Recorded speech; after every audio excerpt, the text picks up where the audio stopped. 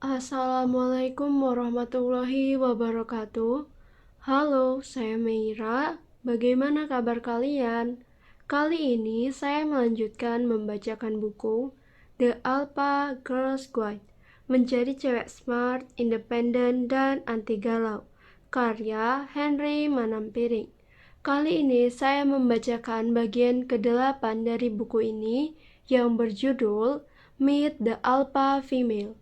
Selamat mendengarkan. Menuliskan buku untuk para alpha girl rasanya tidak afdol jika tidak menampilkan para alpha female yang sukses dan bisa menginspirasi banyak perempuan dari generasi berikutnya. Penulis beruntung sekali bisa mewawancarai dua perempuan Indonesia luar biasa, Alanda Kariza dan Najwa Shihab. Alanda Kariza adalah sosok muda yang luar biasa dengan begitu banyak pencapaian tingkat internasional, bahkan saat masih duduk di bangku SMA. Sedangkan Najwa Shihab adalah seorang jurnalis senior yang sangat berpengaruh di negeri ini dengan berbagai penghargaan internasional. Mereka adalah kakak-kakak para alpha girl. Bagaimana kisah hidup mereka dan apa rahasia keberhasilan mereka? Apa atau siapa yang menjadi inspirasi mereka? Mari kita gali dengan wawancara langsung bersama mereka. Meet Alanda Kariza. Bagi saya, sosok Alanda Kariza adalah sosok alpha girl yang menakjubkan. Runtutan prestasi menghiasi jalan hidupnya, bahkan sedari usia belia. Dia adalah seorang penulis, aktivis, dan pernah menjadi profesional di sebuah perusahaan multinasional. Sosok Alanda juga aktif di media sosial. Ketika masih berusia 14 tahun, Alanda sudah menerbitkan novel pertamanya. Sambil bersekolah, dia menjadi penulis untuk beberapa majalah remaja seperti Hi dan Go Girl. Passion untuk menjadi aktivis sosial telah tampak sejak SMA ketika Alanda mendirikan sosial community bersama teman-temannya dengan nama The Cure for Tomorrow. Kegiatannya adalah menggalang dukungan untuk korban gempa Jogja, melakukan pelatihan daur ulang, dan lain-lain. Selain itu, Alanda juga berkesempatan menjadi satu-satunya perwakilan Indonesia di Forum Aktivis Muda Global Changemakers di Inggris tahun 2009, yang dihadiri lebih dari 36 negara. Sepulangnya dari event ini, Alanda menghadiri Indonesia Youth Conference di tahun 2010. Konferensi ini berlangsung selama 3 hari dan dihadiri oleh 33 aktivis muda yang mewakili 33 provinsi di Indonesia.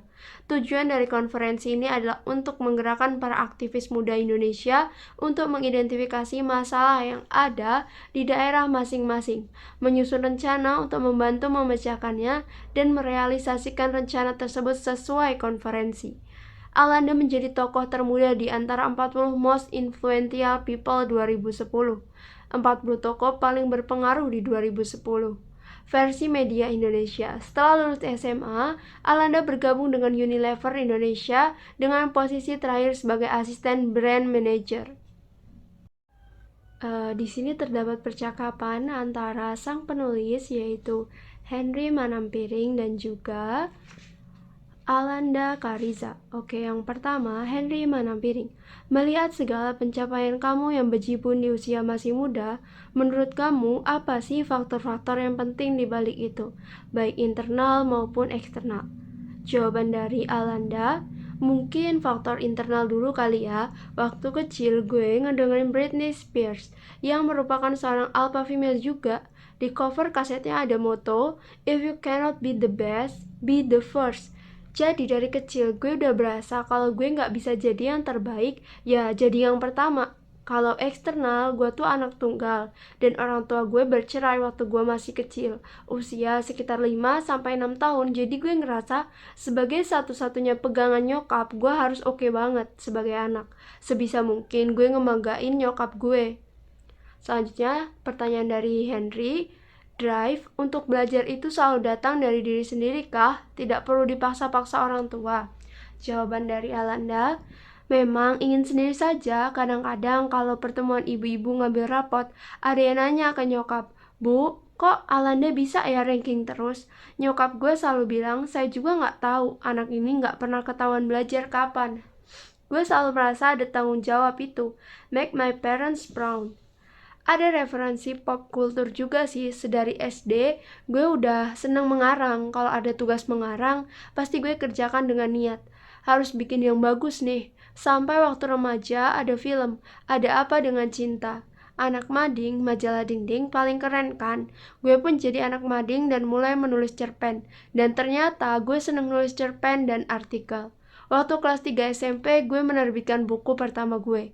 Walaupun gak bestseller, tapi jalannya udah terbuka. Gue masih berpegang bahwa if you cannot be the best, be the first. Walaupun buku gue gak paling bagus, tapi yang penting gue duluan. Jadinya gue bisa nyolong start. Waktu mau nulis di majalah Hai, gue bilang, gue udah pernah nulis buku loh.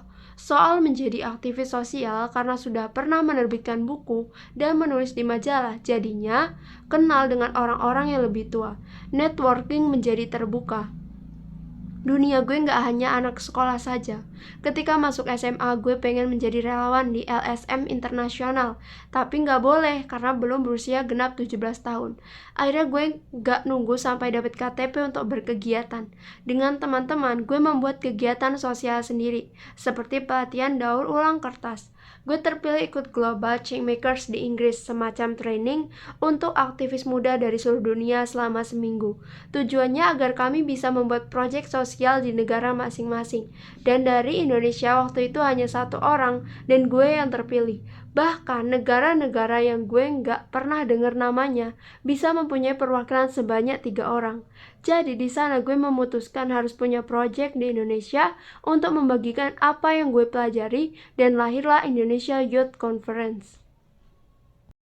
Pertanyaan selanjutnya dari sang penulis, waktu aktif di kegiatan sekolah dan kuliah, apakah kamu merasa kegiatan belajar jadi terganggu? Jawaban dari Alanda, waktu SMA challenge-nya lebih di pertemanan. Gue mungkin terlihat aneh kali ya, ngapain sih seminggu menghilang ke Inggris? Gue dianggap anaknya serius banget di antara anak-anak SMA yang masih suka nongkrong. Terus pertanyaan yang selanjutnya, apakah masalah dianggap aneh? Waktu pertemanan sudah kamu sadari waktu SMA. Apakah itu hal yang mengganggu kamu atau kamu nggak peduli? Yang penting jalan terus. Jawaban dari Alanda, mengganggu sih, soalnya mereka jadi berasumsi tentang gue. Akhirnya gue jadi nggak diajak-ajak oleh mereka karena mereka selalu berasumsi gue pasti nggak bisa dan pasti sibuk banget. Terus ini juga bisa jadi insight sih. Dulu pas sekolah pacaran sama anak band, rocker banget deh. Nah, sebagai musisi dia nggak niat belajar, dan guru-guru jadi membandingkan dia dengan gue sebagai pacarnya. Akhirnya ini menjadi sumber konflik. Sebagai alpha male, gak mau dong dibilang ceweknya lebih oke, jadi akhirnya bubar deh. Kisah kasih di sekolah. Pertanyaan selanjutnya dari sang penulis, kalau kamu melihat lagi masa-masa sekolah dan sekarang, melihat adik-adik yang masih di bangku sekolah, ada nggak nasihat untuk mereka? Jawaban Alanda, yang mengganggu gue banget kan, mereka semua sudah ada sosial media dan smartphone, tapi hidupnya kayak hanya di sekitar itu saja. Zaman dulu kita ke warnet bukan hanya untuk main game, tapi bisa ada manfaat yang lain, kayak gue bisa ke Global Changemakers karena internet. Tapi sekarang generasi adik gue hanya mainan chatting antar teman saja atau untuk entertainment. Selain gue, dengan teknologi sekarang, your opportunity is limitless. Sebenarnya, kalau dari SMA sudah bisa menciptakan sesuatu, kan lebih baik. Pertanyaan selanjutnya, waktu kamu mulai masuk dunia pekerjaan, apa sih tantangan yang paling berat saat mengalami transisi dari dunia sekolah ke dunia pekerjaan? Jawaban dari Alanda, saat mulai bekerja gue ditempatkan di divisi yang isinya bapak-bapak semua, dan satu-satunya cewek adalah gue. Kadang-kadang gue mendengar bercanda mereka yang agak seksis, tetapi juga mereka bisa melindungi gue. Begitu pindah ke kantor pusat, malah isinya mayoritas cewek. Hal lain mungkin transisi dari kebiasaan mengerjakan apa-apa sendiri sebagai aktivis sekolah atau kampus, tetapi di kantor harus belajar mengikuti sistem yang ada. Tapi it's a good experience sih. Di antara teman-teman aktivis yang biasa mengerjakan apa yang mereka mau, jadinya gue melihat mereka menjadi seorang yang arogan karena tidak terbiasa bekerja dengan orang lain. Gak bisa dibilang salah atau kurang. Jadi salah satu alasan kenapa gue memaksakan diri bekerja adalah karena gue gak pengen menjadi orang yang seperti itu. Saat pertama kali masuk kantor, gue banyak bikin kesalahan. Dan ternyata banyak yang gue gak tahu. Banyak yang bilang, gue pengen jadi entrepreneur. Atau gue pengen jadi freelance. Tapi mereka gak menyadari mereka belum tahu banyak hal. Pertanyaan dari sang penulis, apakah kamu akan menganjurkan cewek seumur atau adik-adik kamu untuk tetap merasakan kerja di kantor walaupun mereka memiliki cita-cita jadi entrepreneur atau artis? Jawabannya adalah gue recommended banget sih, walaupun orang lihat gue sudah kemana-mana dan belajar dari banyak orang dengan kegiatan sebagai aktivis, ternyata kerja kantoran akan menghasilkan pelajaran yang priceless banget. Kita jadi sadar bahwa kita hanya bagian kecil dari sistem yang besar dan ketemu banyak orang dari berbagai latar belakang. Gue merasa sekarang orang pengen serba instan, pengen cepet-cepet jadi manajer, tapi kan gak segampang itu. Dan ini baru terasa sesudah kerja kantoran. Harus belajar tentang humility, kerendahan hati. Soalnya bos-bos gue pinter banget, tetapi mereka tidak pamer. Pertanyaan selanjutnya, menarik bahwa kamu menyebut soal kerendahan hati dalam membahas alpha female. Soalnya alpha female tidak identik dengan itu. Jawabannya, soalnya orang-orang yang gue kagumi di kantor justru orang-orang yang paling pintar tetapi juga paling humble. Ada yang sudah jadi vice president tapi tidak mau dipanggil bu. Ya, kalau outing atau ikutan basa-basan padahal sudah senior banget, yang di tengah meeting masih menjawab telepon anaknya nanya soal PR. Dan menurut gue itulah the true Indonesian alpha female. Menurut gue, seorang alpha female Indonesia harus tetap mempunyai aspek Indonesian lady, yang bisa tetap keibuan. The best leader adalah mereka yang bisa memanage secara profesional dan personal life-nya dengan baik. Gue sering ditanya, mending ngejar karir atau jodoh? Kok kasihan amat kalau harus milih salah satunya saja? Pertanyaan selanjutnya, sekarang sesudah kamu melalui fase sekolah, kuliah, dan bekerja, adakah hal-hal yang menurut kamu idealnya kamu pelajari waktu kuliah atau sekolah sehingga kamu bisa lebih siap di pekerjaan? Jawabannya soal managing pressure atau menangani tekanan ataupun stres. Gue orangnya nggak bisa managing pressure.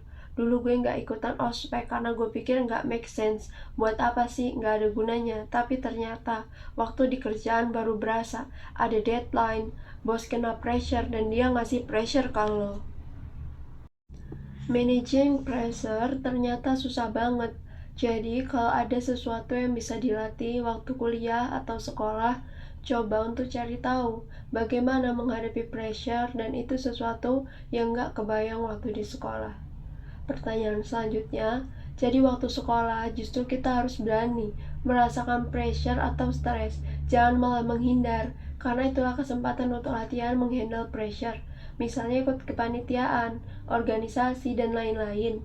Jawabannya benar, bahkan waktu gue yang melit kepanitiaan Indonesia Youth Conference, gue gak merasakan pressure dimarahin orang lain. Sementara di kantor kan ada bermacam-macam bos, ada yang baik, ada yang pemarah, dan lain-lain.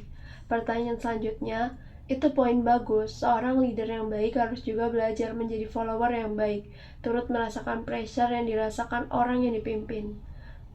Selanjutnya jawabannya, itulah kenapa bekerja itu penting, atau minimal berorganisasi yang baik, dan juga carilah perusahaan yang baik, tempat kamu bisa belajar. Ada perusahaan yang terkenal sebagai tempat orang mengawali karir. Misalnya, ada yang bilang kalau baru lulus bekerja di agensi atau konsultan, karena kerjaannya berat banget. Tapi sesudah itu lo bisa kemana-mana karena lo sudah melalui banyak hal yang terberat dan belajar banyak banget. Pertanyaan selanjutnya, yang merupakan pertanyaan terakhir, gue percaya bahwa menjadi sukses tidak semata soal inner beauty. Gue percaya bahwa faktor penampilan pun penting. The alpha look, kalau kita tidak terlahir cantik itu nasib, tetapi kalau kita tidak tampil menarik itu salah kita. Menurut Alanda bagaimana? Jawaban dari Alanda adalah setuju banget. Dulu gue tipe yang inner beauty banget. Waktu sekolah gue tomboy banget. Dulu gue merasa kalau gue sebagus itu di dalam. Mau gue di luar berantakan kayak cowok nggak rapih harusnya nggak apa-apa. Gue pernah punya pemikiran seperti itu. Gue ada pengalaman menarik. Dulu gue ikutan Cosmo Girl of the Year. Bedanya dari kompetisi gadis lampu lain, kita harus membuat esai dan menulis daftar prestasi. Tidak hanya mengirimkan foto diri kayak Putri Indonesia kali ya. Cuma untuk Putri Indonesia badan gue kurang tinggi. Jadi gue datang ke interview dan seleksi dengan kaos distro dan celana panjang army. Pas gue ketemu Alpha Girls lainnya, ternyata mereka selain pintar juga cantik. Gue sadar bahwa penampilan itu penting. You have to know how to dress in what occasion. Menurut gue, Alpha Girl harus tahu bagaimana menempatkan diri, termasuk dengan gaya berpakaian. Orang bilang don't judge a book by its cover, tapi kenyataannya gue juga judge a book by its cover kok. Penampilan kita juga mempresentasikan di dalam diri kita seperti apa. Kalau diminta satu tip aja tentang penampilan, Alana menjawab, gunakan sesuatu yang lo nyaman mengenakannya, apakah itu lipstick ataupun baju. Soalnya gue pernah melihat seorang public relation manager yang mengenakan high heels tapi saat jalan kayak mau jatuh terus. Artinya dia tidak comfortable kan. Jangan memaksakan sesuatu yang lo gak nyaman karena itu pasti terlihat oleh orang lain. Dan itu justru malah membuat kamu jadi tidak menarik. Ada tip lain yang gue pelajari dari cowok gue, dia bukan alpha female sih. Dia kemana-mana naik motor, tetapi dia selalu tiba di tempat meeting 15 menit sebelum jadwal, sehingga dia bisa refresh dulu, membersihkan diri sebelum meeting. Kayaknya bisa dipraktikin cewek juga. Jadi kalau kamu naik kendaraan umum, sediakan waktu untuk refresh diri sendiri. Misalnya pakai parfum dulu, merapikan baju atau rambut. Kalau ketemu klien kan kamu harus terlihat representatif. Any last word? Kata Amanda, untuk alpha lover soal relationship kayaknya memainkan peran penting. Apakah seseorang akan menjadi alpha female atau tidak? Karena ada quotes, the most important career choice you make is the one you marry. Pilihan karir terpenting yang kamu ambil adalah orang yang kamu nikahi. Jangan sampai alpha girl kompromi apa yang mereka cita-citakan hanya demi mendapatkan seorang cowok. Kalau cowok lo merasa terancam dengan prestasi lo, artinya dia nggak worth it. Cowok yang worth it either sudah lebih oke dari lo atau berusaha menjadi lebih oke. Meet Najwa Shihab. Siapa yang gak mengenal Najwa Shihab? Setiap Rabu malam, wajah cantiknya selalu menghiasi layar kaca lewat acara Mata Najwa, sebuah talk show yang terkenal belak-belakan dalam menginvestigasi dan menggali opini bintang tamunya. Najwa Shihab sebagai tuan rumah acara Mata Najwa dikenal tidak pernah takut dengan pertanyaan-pertanyaan tajam dan kritis yang kerap membuat lawan bicaranya gerah dan salah tingkah. Apapun topiknya, dari sosial, politik, ekonomi, sampai budaya sekalipun, Najwa Shihab akan menyuguhkan sebuah percakapan dan investigasi yang membuka mata pemirsa. Tidak heran dalam perjalanan panjang karirnya di dunia jurnalistik, Najwa Shihab telah mengukir segudang prestasi. Semenjak masih di bangku sekolah, Nana, panggilan akrab Najwa Shihab, telah menunjukkan bahwa ia bukanlah the average woman. Saat masih duduk di bangku SMA, Nana sudah terpilih mengikuti program pertukaran pelajar selama setahun di Amerika Serikat. Sebelum bergabung dengan Metro TV tahun 2001, terlebih dahulu Nana merintis karir di RCTI. Sebagai seorang jurnalis, sejak awal Nana selalu memilih berada where the action is. Saat musibah tsunami menimpa Aceh di Desember 2004, Nana meliput langsung ke lokasi.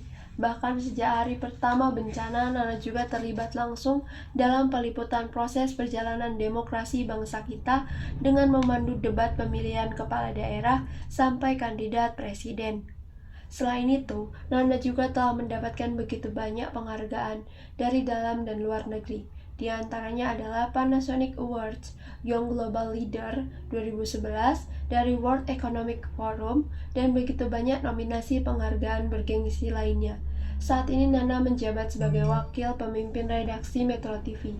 Ia juga aktif menjangkau generasi muda dengan memperluas acara Mata Najwa yang tidak hanya di layar kaca, tetapi juga menjadi roadshow di kampus-kampus. Namun, ia tetap menjalankan perannya sebagai istri dan ibu satu anak. Rasanya tidak ada yang bisa menyanggah bahwa sosok Najwa Shihab sungguh menggambarkan seorang alpha female Indonesia. Di tengah kesibukannya yang sangat padat, Nana masih bersedia meluangkan sedikit waktu di pagi hari untuk bercerita mengenai perjalanan hidup dan inspirasi pribadinya kepada saya. Henry, melihat segala pencapaian Nana sampai sekarang, apakah faktor-faktor penentu dari dalam Nana sendiri dan dari luar? Jawaban dari Najwa Shihab, kalau faktor internal, saya selalu mengingat diri saya adalah orang yang mempunyai drive yang sangat tinggi. Bahkan sejak kecil, jika ada perlombaan atau kompetisi, saya selalu ikut. Mungkin hal ini terjadi karena saya sangat kagum pada kakak perempuan saya. Dia adalah perempuan luar biasa, dengan begitu banyak prestasi, jadi saya tidak mau ketinggalan. Saya memang menikmati perasaan yang didapat saat berprestasi atau memenangkan sesuatu, perasaan bangga di dalam diri saya sendiri. Selain juga tentunya pengakuan yang datang dari keluarga terdekat dan orang-orang sekitar. Kalau faktor eksternal, saya memiliki orang tua yang sangat memprioritaskan pendidikan. Sejak kecil saya selalu diikutsertakan di berbagai lomba. Sewaktu kecil rumah kami berada di dekat masjid. Orang tua saya selalu mengikutsertakan saya di lomba-lomba yang diadakan oleh masjid. Misalnya lomba membaca Al-Quran. Ibu saya adalah seorang yang sangat terlibat aktif di dalam kegiatan sekolah saya. Dia selalu bergabung dengan POMG, Persatuan Orang Tua Murid dan Guru. Hal ini dilakukan agar dia selalu dekat dengan kegiatan belajar mengajar saya. Orang tua saya tidak pernah berkompromi menyangkut pendidikan anak. Ketika saya diterima program pertukaran pelajaran oleh AFS, saya harus tinggal di Amerika Serikat selama setahun. Keluarga besar saya menentang hal ini karena kok seorang remaja perempuan harus sudah tinggal di luar negeri sendirian. Namun, orang tua saya berpendapat apa yang baik bagi pendidikan harus dilakukan dan karenanya mereka mengizinkan saya untuk pergi. Pertanyaan Henry, ketika Nana menjadi seorang pelajar, apakah Nana aktif di kegiatan organisasi? Jawaban Najwa Shihab, saya sangat aktif dan tidak akan melewatkan kesempatan mengikuti organisasi yang ada. Pertanyaan selanjutnya, apakah Nana tidak merasa kesulitan harus menjalankan kegiatan akademis sambil tetap aktif di organisasi? Jawaban Najwa Shihab, tidak sama sekali karena saya memiliki drive yang tinggi. Walaupun saya sibuk mengikuti berbagai kegiatan, saya tidak akan membiarkan nilai pelajaran menjadi korban. Selain itu, orang tua saya juga akan ikut mengawasi. Pertanyaan selanjutnya, jika Nana bisa memberikan nasihat kepada adik-adik yang masih duduk di bangku sekolah, apa yang ingin Nana sampaikan kepada mereka? Jawaban dari Najwa Shihab, jangan hanya belajar pelajaran sekolah, aktiflah mencari sebanyak mungkin pengalaman, termasuk dari kegiatan ekstrakurikuler atau berorganisasi. Dengan aktif di banyak kegiatan, kita jadi belajar menghadapi banyak masalah dan tantangan. Dan hal ini akan sangat membantu kita untuk bertahan di kehidupan nyata, di pekerjaan nantinya. Saya ingat waktu saya mengikuti program pertukaran pelajar di Amerika Serikat. Itu adalah saat yang sangat sulit bagi saya karena saya kesulitan mendapatkan teman. Sedangkan saya ingin sekali merasa diterima oleh murid-murid sekolah yang lain. Hal ini sangat kontras saat saya masih menjadi pelajar di Indonesia, karena saya banyak sekali memiliki teman dan rasanya tidak pernah sepi dari kegiatan bersama mereka. Saya sampai mengikuti begitu banyak kegiatan dan organisasi agar bisa menjadi bagian dari kelompok. Saya sampai bergabung dengan drum band walaupun saya tidak bisa memainkan instrumen musik. Saya menjadi anggota yang harus memainkan alat seperti bendera. Saya juga mengikuti kegiatan mengunjungi panti werda, menjelaskan kepada orang-orang lanjut usia mengenai Indonesia dan Islam. Saat di Amerika Serikat, saya juga sangat beruntung sekali mendapat host Ibu Inang yang penuh pengertian dan toleransi terhadap perbedaan keyakinan. Walaupun beliau adalah seorang pemeluk Katolik taat, saat saya menjalankan ibadah puasa, beliau turut bangun pagi untuk menemani saya sahur. Dia juga rela menyetir berkilo-kilometer untuk mengantar saya ke masjid terdekat karena kami tinggal di sebuah kota kecil yang tidak ada masjid. Poinnya, carilah berbagai aktivitas dan pengalaman yang beragam. Saat masih berada di sekolah, kamu akan belajar begitu banyak hal. Kamu juga akan mengalami hambatan, tantangan, dan kesulitan. Dari semua ini kita jadi belajar banyak skill yang akan berguna kelak di dunia nyata. Pesan lain, bacalah buku sebanyak-banyaknya. Saya beruntung tumbuh besar di keluarga yang mencintai buku. Orang tua saya sangat memanjakan kami dengan buku-buku. Bahkan kami sampai mempunyai perpustakaan sendiri saat kecil, dan kami meminjamkan buku ke orang lain serta memungut bayaran. Saya merasa kebiasaan membaca ini banyak manfaatnya kemudian. Yang pertama, saya jadi terlatih untuk membaca cepat, dan hal ini sangat penting sebagai seorang jurnalis. Kemudian, banyak membaca membuat saya mudah bercakap-cakap dengan banyak orang dari berbagai latar belakang. Ini juga penting bagi seorang jurnalis. Pertanyaan selanjutnya, saat Nana baru mulai membangun karir, apakah Nana merasa menemui kesulitan sebagai seorang perempuan? Jawaban dari Najwa Shihab, tidak sama sekali. Dimanapun saya bekerja, sama sekali tidak membedakan kamu laki-laki atau perempuan. Ini adalah dunia jurnalistik. Reporter dikirim ke berbagai tempat, termasuk titik-titik yang sulit, misalnya perang atau bencana. Tidak menjadi masalah apakah seorang reporter adalah laki-laki atau perempuan. Harus selalu siap pergi ke semua tempat. Pertanyaan selanjutnya, sekarang setelah Nana menjadi seorang perempuan yang berada di puncak karir, apa yang menjadi pengamatan Nana terhadap rahasia perempuan sukses di dalam karir? Apa yang membedakan perempuan sukses dari perempuan-perempuan lainnya? Jawaban dari Najwa Shihab, faktor inisiatif. Para perempuan profesional muda yang tidak hanya pasif, berdiam diri di pojokan ketika ada kesempatan untuk tugas liputan, mereka tidak akan ragu-ragu untuk mengajukan diri untuk tugas tersebut. Inilah yang membuat mereka sukses, tidak malu-malu dan sigap merebut kesempatan yang ada. Saya teringat membaca sebuah artikel tentang penelitian di Amerika Serikat. Ketika pelajar perempuan diminta memprediksi hasil ujian yang mereka baru selesaikan, mereka cenderung memprediksi lebih rendah daripada nilai sebenarnya. Sebaliknya, pelajar laki-laki cenderung memprediksi lebih tinggi daripada nilai sebenarnya. Saat negosiasi gaji, pekerja perempuan cenderung pasrah dan menyerah kepada perusahaan. Sebaliknya, pekerja laki-laki akan percaya diri, menuntut gaji yang diinginkan. Ini sebenarnya sedih. Mengapa kita harus merasa kemampuan kita lebih rendah? Atau bahwa kita tidak layak meminta gaji yang kita inginkan hanya karena kita seorang perempuan. Sekarang, saat saya mengadakan roadshow Mata Najwa, saya selalu memberikan kesempatan pertama untuk sesi bertanya kepada para perempuan. Saya selalu mencari perempuan-perempuan yang berani untuk berdiri dan berbicara. Pertanyaan selanjutnya, apakah ini artinya seorang perempuan yang berhasil harus juga membantu perempuan lainnya untuk berhasil? Jawaban Najwa Shihab, iya dong. Lalu pertanyaan selanjutnya, Nana adalah seorang perempuan karir, istri dan ibu. Bagaimana Nana bisa menjalankan semua itu? Jawaban Najwa Shihab, sejujurnya it is a struggle. Tidak mudah sama sekali. Kadang-kadang saya merasa guilty, bersalah. Apakah saya tidak memberikan cukup waktu bagi anak karena pekerjaan saya? Ini menjadi dorongan bagi saya untuk menggantikannya dengan mencari waktu bisa bersama dengan keluarga. Sekarang, ketika putra saya sudah beranjak remaja, justru gantian saya yang harus mencari dia. Tahu kan bagaimana remaja justru ingin independen dari orang tua. Saya beruntung sekali memiliki suami yang mengerti dan mendukung pekerjaan saya. Saya menikah saat masih kuliah, dan hal ini mungkin membantu karena artinya suami saya tidak pernah memiliki seorang istri yang ibu rumah tangga begitu menikah. Saya tetap sibuk dengan kuliah saya sehingga tidak ada perbedaan ketika saya selesai sekolah dan terus melanjutkan karir.